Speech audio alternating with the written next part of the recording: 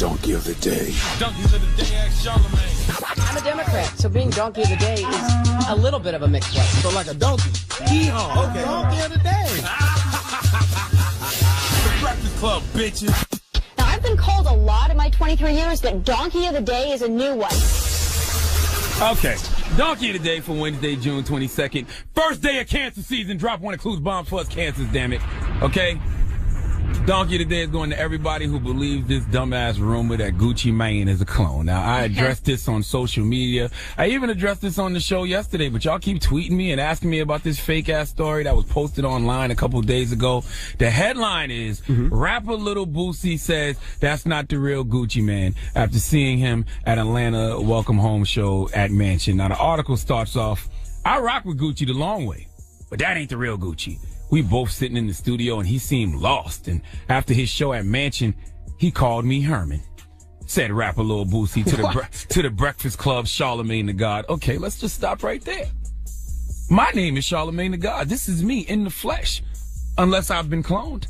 Okay, I am me. So this is me telling you, Boosie has not been to the Breakfast Club, nor have I spoken to Boosie since May 26th of 2015.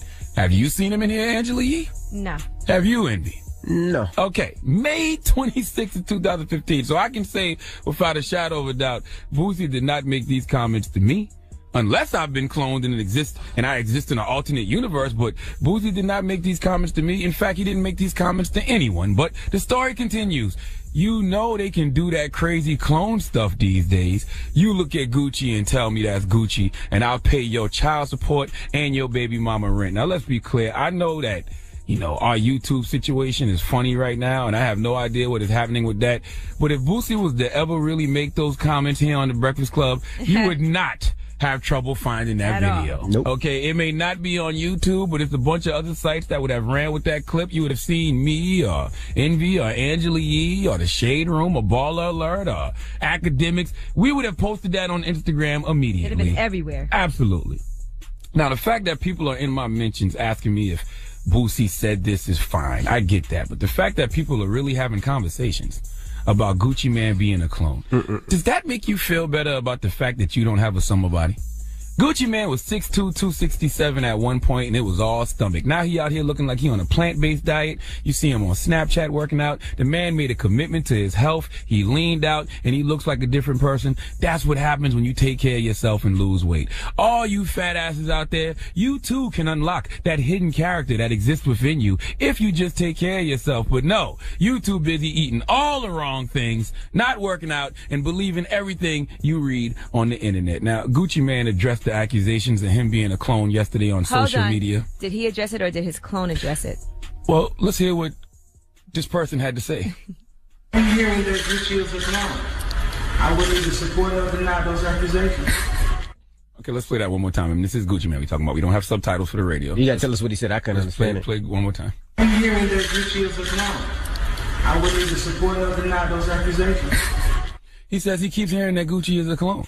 He will not support or deny those accusations, okay? Gucci can't support or deny if he's a clone or not, but if you were cloned, I don't think you would know if you're cloned. And we love Guwap's music, but I want y'all to ask yourself a simple question, okay? What reason would the white man have to clone Gucci Man? Okay?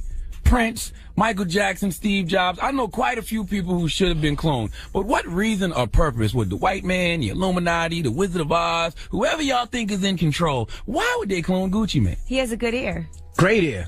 Okay, that's cool. Young Thug, Waka Flocka. I agree with that. I agree with that. But why? What that got to do with the white man?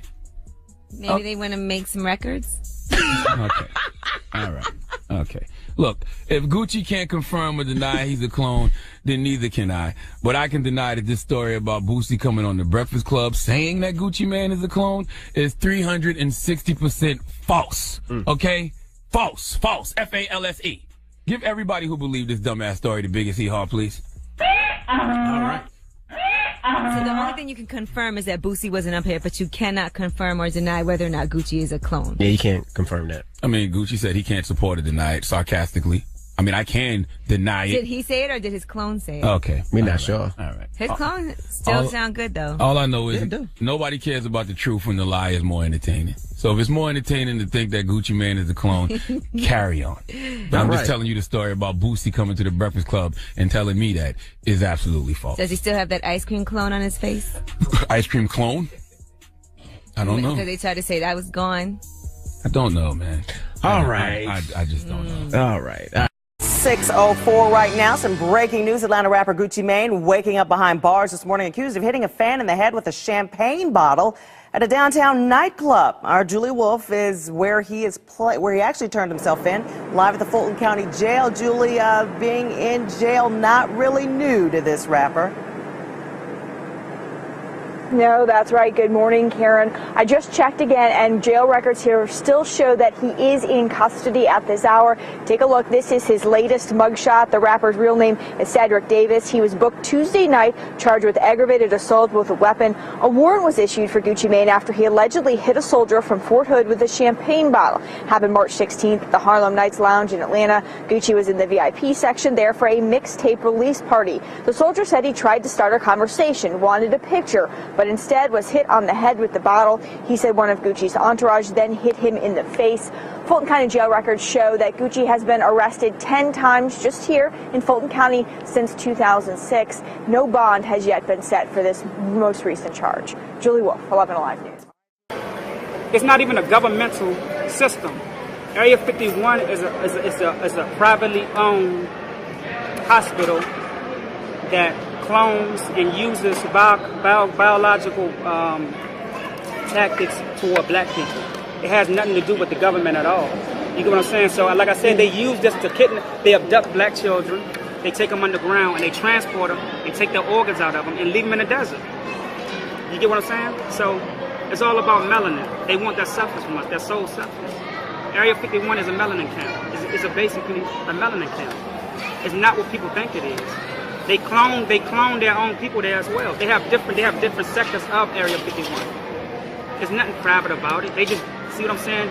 A lot of people look at that and be like, oh, that's Illuminati shit. That have nothing to do with Illuminati. Because we are the Illuminati. We started the Illuminati. When people start talking about Freemasonry, we started that. If you study our physiology, we set up just like Freemasonry. The compass and the square. That's the third eye. Then you have the 12 systems of the brain, which is Sirius A and Sirius B.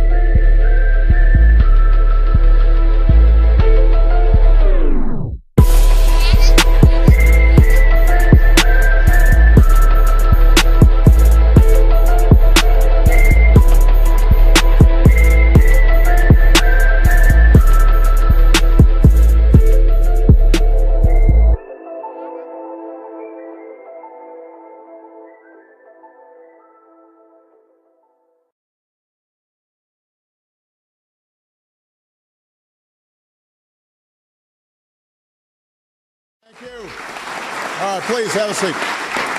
Thank you so much. Well, I'm excited too. Today, with the executive order I am about to sign, we will bring the change that so many scientists and researchers, doctors and innovators, patients and loved ones have hoped for and fought for these past 8 years. We will lift the ban on federal funding for promising embryonic stem cell research.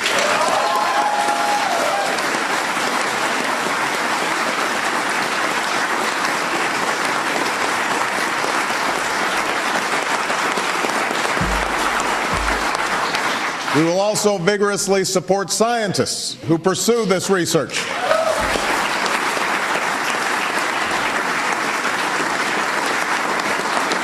And we will aim for America to lead the world in the discoveries it one day may yield. You know, at this moment, the full promise of stem cell research remains unknown, and it should not be overstated. But scientists believe these tiny cells may have the potential to help us understand and possibly cure some of our most devastating diseases and conditions, to regenerate a severed spinal cord and lift someone from a wheelchair, to spur insulin production and spare a child from a lifetime of needles, to treat Parkinson's, cancer, heart disease, and others that affect millions of Americans and the people who love them. But that potential will not reveal itself on its own. Medical miracles do not happen simply by accident. They result from painstaking and costly research, from years of lonely trial and error, much of which never bears fruit, and from a government willing to support that work. From life-saving vaccines to pioneering cancer treatments to the sequencing of the human genome, that is the story of scientific progress in America. When government fails to make these investments, opportunities are missed. Promising avenues go unexplored. Some of our best scientists leave for other countries that will sponsor their work. And those countries may surge ahead of ours in the advances that transform our lives. In recent years, when it comes to stem cell research, rather than furthering discovery, our government has forced what I believe is a false choice between sound science and moral values. In this case, I believe the two are not inconsistent. As a person of faith, I believe we are called to care for each other and work to ease human suffering. I believe we have been given the capacity and will to pursue this research, and the humanity and conscience to do so responsibly. It's a difficult and delicate balance, and many thoughtful and decent people are conflicted about or strongly oppose this research. And I understand their concerns, and I believe that we must respect their point of view. But after much discussion, debate, and reflection, the proper course has become clear.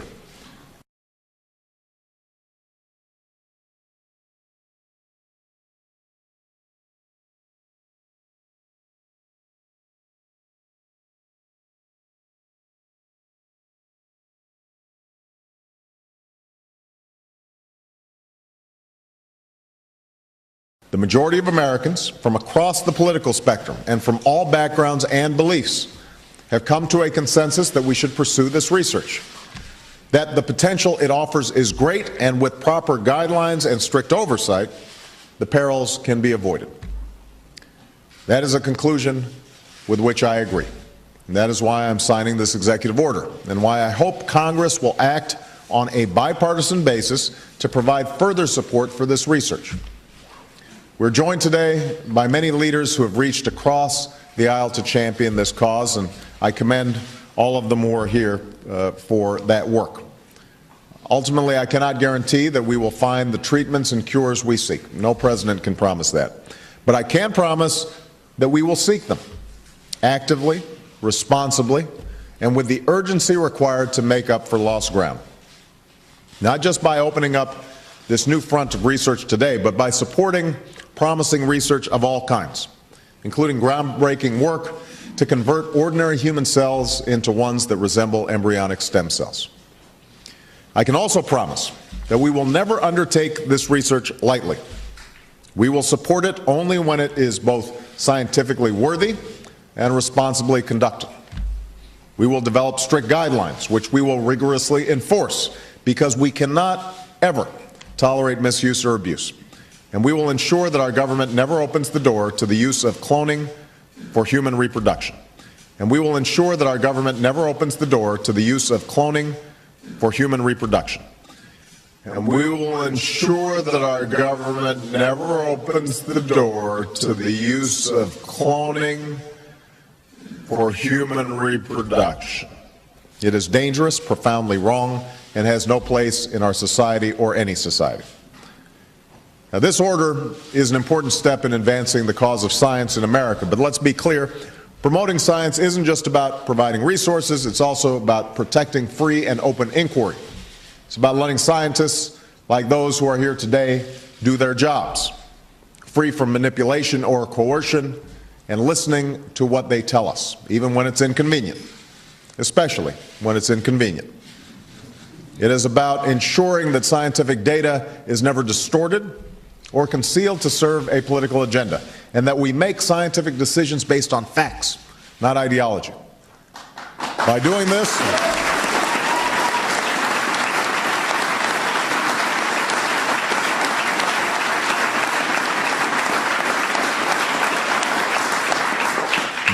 this, we will ensure America's continued global leadership in scientific discoveries and technological breakthroughs.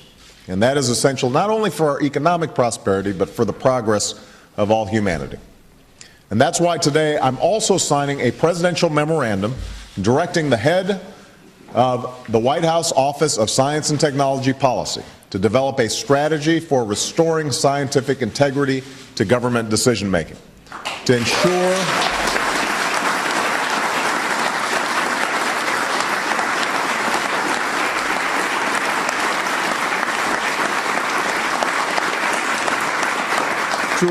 that in this new administration, we base our public policies on the soundest science, that we appoint scientific advisors based on their credentials and experience, not their politics or ideology, and that we are open and honest with the American people about the science behind our decisions.